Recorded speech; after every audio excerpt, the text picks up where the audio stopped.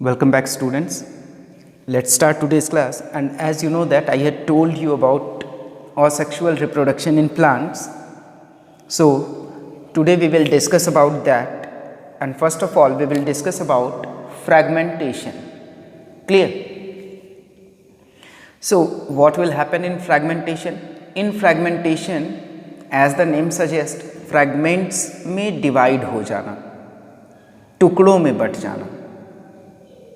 Body of parents breaks into distinct pieces, यानी जो parents की बॉडी होती है बेटा वो क्या होती है, वो पीसेस में बिखर जाती है, ब्रेक कर जाती है टू रिप्रोड्यूस यंग वंस को प्रोड्यूस करने के लिए. Got it? And you can observe it in slimy green algae found in stagnant water. Stagnant water में जो स्लिमी ग्रीन एल्गी पाई जाती है बेटा, आप उसमें देख सकते हैं रिप्रोडक्शन जो होता है that occurs through, that takes place through fragmentation. Understand? Next thing is budding. Budding को देख लेते हैं भाई. बडिंग में क्या होता है? अ बल्ब लाइक प्रोजेक्शन, जिसको कि हम लोग बड्स बोलते हैं, that grows out from the parents body and grows into a new offspring. Clear? जो बड होता है, बल्ब लाइक प्रोजेक्शन होता है, जो कि पेरेंट्स की बॉडी पे ग्रो करता है बेटा, और ये eventually it breaks away from the parents. और ये क्या करता है, धीरे धीरे ये पेरेंट्स, जो पेरेंट होता है उससे ये अलग हो जाता है, ब्रेक हो जाता है. And that leads to the reproduction of a new offspring. It occurs in yeast. Yeast की बात करते हैं भाई. इसमें क्या होता है, ये ब्रेक कैसे होता है, बड्स बनते कैसे हैं. So a little cytoplasm accumulates at one end and forms a bud. यानी साइटोप्लाज्म जो इसमें प्रेजेंट होता है बेटा, उसके एक्यूमुलेशन से सेल की एक एंड पे ये बड फॉर्मेशन होती है. Clear? And what will happen further the nucleus gets divided into two. Nucleus जो होता है वो टू पार्ट्स में डिवाइड हो जाता है. उनमें से एक nucleus, one of them enters into the bud. एक न्यूक्लियस बड में एंटर कर जाता है and that forms a new cell, a new young ones, a new plant. Understand? Next is about spore formation. Spore formation को देख लेते हैं भाई. Spore formation it occurs mainly in non flowering plants. Understand? ये होता है भाई non flowering plants में, like mosses, ferns, moulds. These are reproduced by spore formation. ये कैसे रिप्रोड्यूस करते हैं? स्पोर फॉर्मेशन से. तो स्पोर होता क्या है? It is a teeny spherical unicellular body protected by a thick wall. एक छोटा सा spherical unicellular body है जिसको कि एक thick wall protect करके रखती है. And it can be easily seen on moist stale bread. Means घर में बेटा जो bread होती है अगर खराब हो गई है नमी की वजह से, तो हम जो स्पोर्स हैं इनको उस पे ऑब्जर्व कर सकते हैं, देख सकते हैं. अंडरस्टैंड? और उन्हीं ब्रेड्स पे ये ग्रो करती है जब when spores settled on the bread. Clear? So this is all about asexual reproduction in plants. Clear beta? And I am going to show you some diagrams that represents fragmentation, budding and spore formation.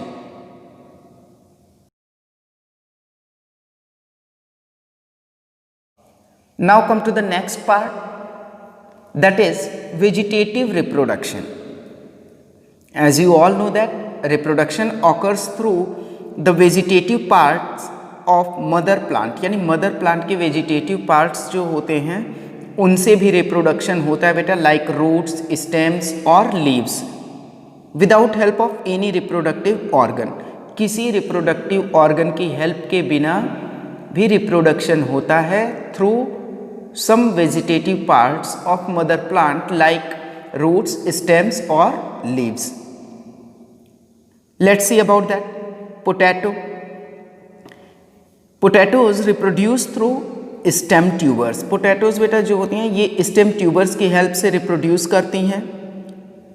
Stem tubers means a swollen part of the stem that stores the food underground. Means एक swollen part होता है stem का जो कि food, underground food को store करता है. Understand? And you can observe some small buds, mainly it is known as eyes, इसको हम लोग आईज बोलते हैं, on the surface of potatoes and it can grow into a new plant. यही eyes जो प्रेजेंट होती हैं बेटा, ये क्या होती हैं, ये नए प्लांट्स में ग्रो करती हैं. क्लियर? एंड जब आप पोटैटोज़ की क्रॉपिंग होते हुए देखेंगे, पोटैटोज़ की जो प्लांटिंग हो रही है उस वक्त आप देखेंगे तो आप यही ऑब्जर्व करेंगे कि जो पोटैटोज़ को कट किया जाता है डिफरेंट पीसेज में, तो ये ध्यान रखा जाता है कि each part contains at least one eye. हर पार्ट में आई होना जरूरी है.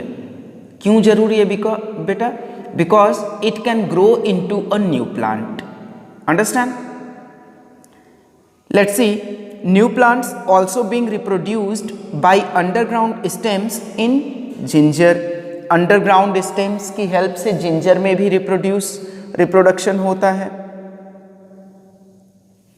बल्ब इन ओनियन, और यही जो अंडरग्राउंड स्टेम है बेटा, शेप्स के according we can call it as bulb in onion, lily and tulip, and these all having underground stems and thick leaves and it can reproduce. Got it? So for representing the vegetative reproduction, some diagrams I am showing you, and I hope you will understand from that diagrams about vegetative reproduction in a better way. So students, let's come to the another point.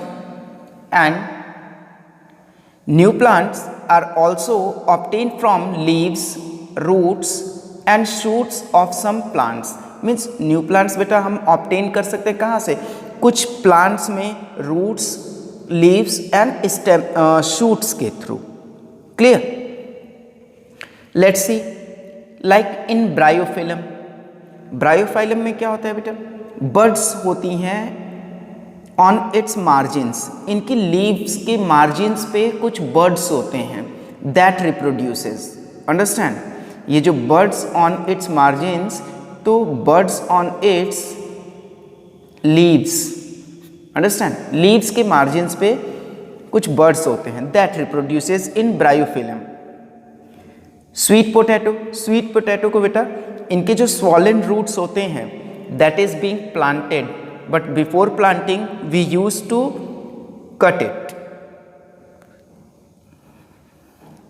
And about money plant, आप सभी लोग I hope you are familiar with it. Money plant को कैसे लगाया जाता है?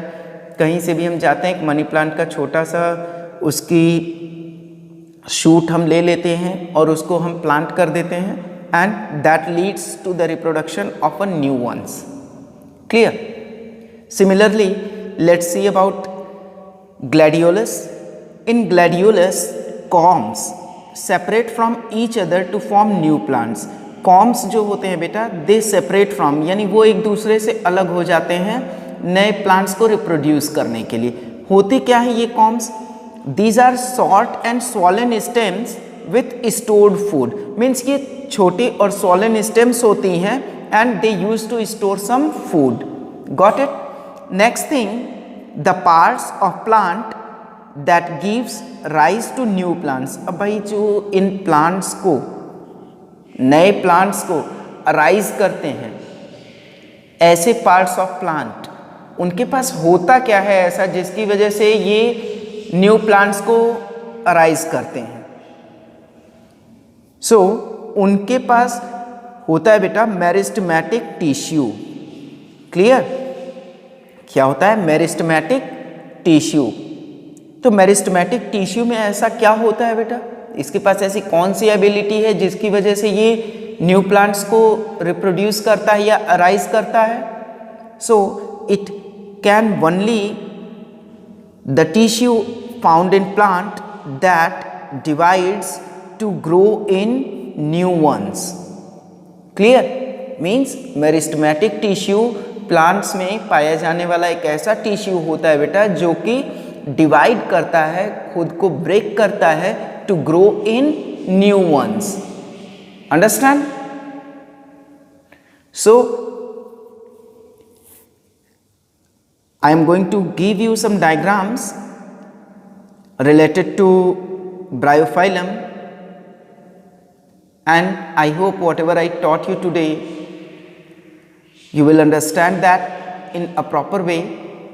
So this is all for today's class, and in our next class we will discuss about some artificial methods of vegetative reproduction and also about some advantages and disadvantages. Understand? So that's all for this class.